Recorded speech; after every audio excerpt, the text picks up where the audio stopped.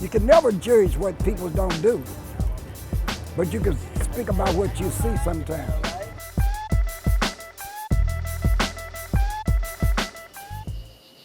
Camping? I just don't see it. You can't really generalize to say all black folk.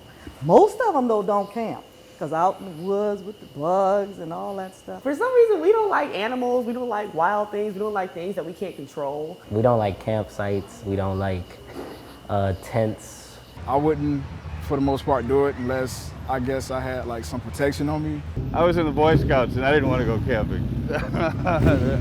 Camping is not in our blood. My boyfriend is Caucasian, he's from London. So him and I decided to go to Lafitte in the springtime. It was like springtime Lafitte, the butterflies are all the animals, you know. Beautiful time, weather was nice.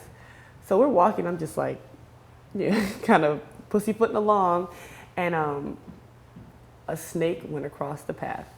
I about lost my whole mind. I mean, it was a black moment. And he's like, oh, look at the snake. He's trying to follow where the snake is going. I'm like, what's wrong with you? Why would you do that? Like, who would do that? Something about the sound of like feet crackling on the twigs, and I don't know, you just feel like, I don't know, mass is coming after you. I don't know. I'm sure that there are tons of black people who live in the country and can start a fire and use the bathroom outside. When I go to Guyana, I was in Guyana last year, and I visit some of my family members, they have outhouses.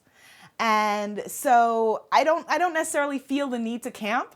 I feel like my parents gave up their country and came here and made a lot of sacrifices so that I don't necessarily need to go and hang out in the woods overnight. I went camping once. It was for a TV show. I would not have gone if not for it being for a TV show. I did not like it.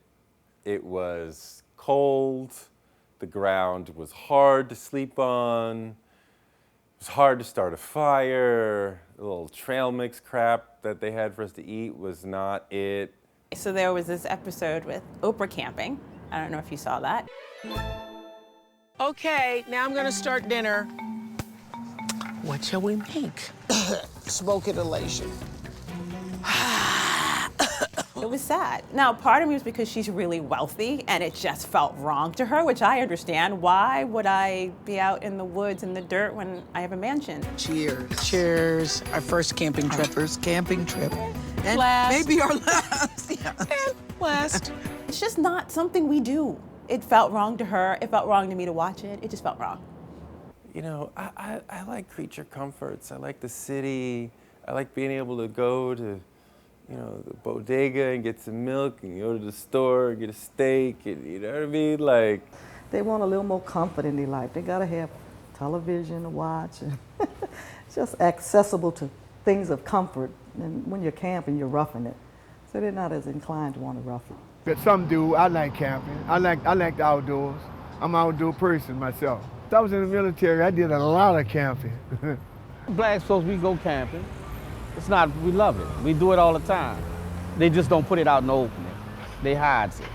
So I camp. Now, granted, I only started camping very recently, and I started camping because I am married to an Eagle Scout.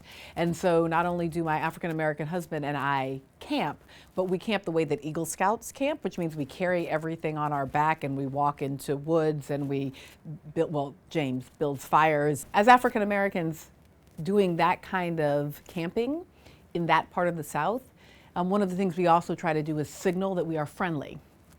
Because many of the people that we're camping with or around or hiking near are not African American. In fact, often they're white Southerners, and we assume that they might have assumptions about us. So my husband, who is a civil rights lawyer, an African American civil rights lawyer, also has a camping cap.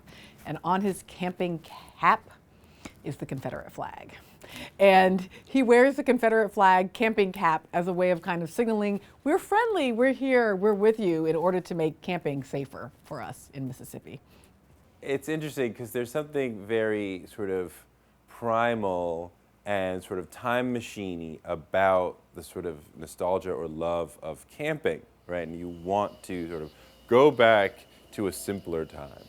Well, you know, for Black Americans, to go back in time anywhere in the previous 400 years is going to be hellish. Like, you don't want to go back any further. You want to go forward. You don't want to go back at any point. Apocalypse might be coming and the world might come to an end, or on some 2012, like there's only a few people living type stuff. And these are the skills that Black people should have if we're going to make it to the next level of Earth or whatever. So it's something that I want to do. It just kind of freaks me out that I can't take a shower.